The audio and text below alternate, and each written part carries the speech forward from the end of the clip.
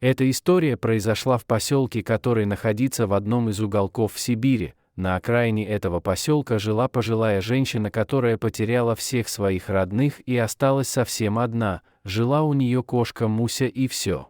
Как-то мужики ходили на охоту и нашли логово с волчатами. В логове их было 3. Они хотели забрать 2, а вот куда девать 3-го не знали, но решили, что возьмут, а там кому-нибудь отдадим. Как раз по возвращению из леса они проходили около дома этой женщины. Они знали, что она одинокая и очень любит животных. Знали, что у них с мужем и собаки были, и он был охотником. Подумали и подбросили ей волчонка.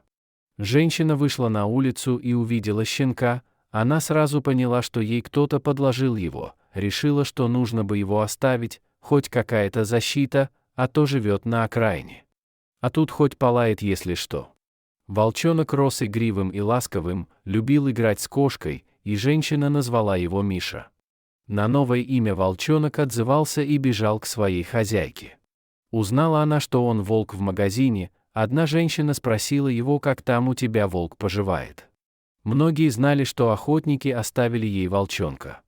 Женщина и раньше не понимала, почему щенок не лаял и как-то на собаку не очень похож, но теперь отдать его кому-то она уже не могла, потому что за 3 месяца сильно к нему привязалась. Он жил у нее прямо в избе, а зимой чаще всего лежал у порога, потому что ему было в доме жарко. До соседей было очень далеко и разделял их пруд, а в другой стороны везде лес. Так что она выгуливала его каждый день, и он от нее никуда не убегал. Он был на редкость добрым хищником. Уходя в магазин, она оставляла его в доме, и он не шкодил, а просто ждал свою хозяйку. Прожили они вместе больше года.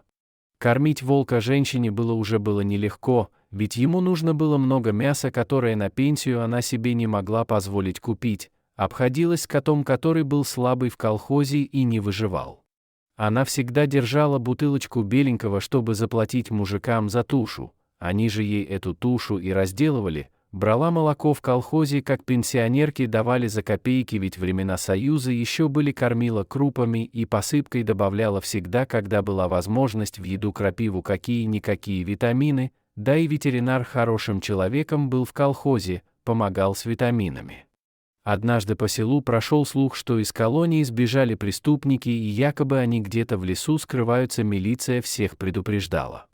Вечером женщина сидела и смотрела телевизор, Миша и Муся были дома, как она услышала стук в окно, волк занервничал, на что хозяйка успокоила, подумала, что кто-то свои деревенские. Когда она вышла на улицу, то ее сразу ударили по голове, и 3 уголовников влетели в дом и остолбенели от увиденного нежданчика. На них смотрел со звериным оскалом настоящий волк. Когда один из них поднял обрез, чтобы выстрелить, волк бросился на него, а другие выбежали из дома и бросились к лесу. Волк отпустил прокушенную руку преступника и бросился за другими, но он остановился и подбежал к своей хозяйке, стал лизать ее лицо. Бандит, что был в доме, выбежал и выстрелил ранее в волка и хотел убежать, но волк настиг его, и если бы не мужики, которые не услышали выстрелы, а перед этим увидели незнакомцев, направляющихся к дому женщины, то, скорее всего, волк так бы и оставил бы преступника там лежать. Волк был ранен в заднюю ногу, и женщина принялась бинтовать ее, но через несколько минут он все срывал и зализывал рану. Ветеринар сказал, что пуля прошла на вылет, и прописал антибиотики. Через месяц волк был снова бодр и весел, но уже очень настороженно смотрел на любого незнакомого человека. Ему и здесь преподали урок, что человек — это самое страшное животное. Бабуля с Мишей зажили как прежде, но он не хотел отпускать ее из дома, ведь боялся, что с ней что-то может случиться.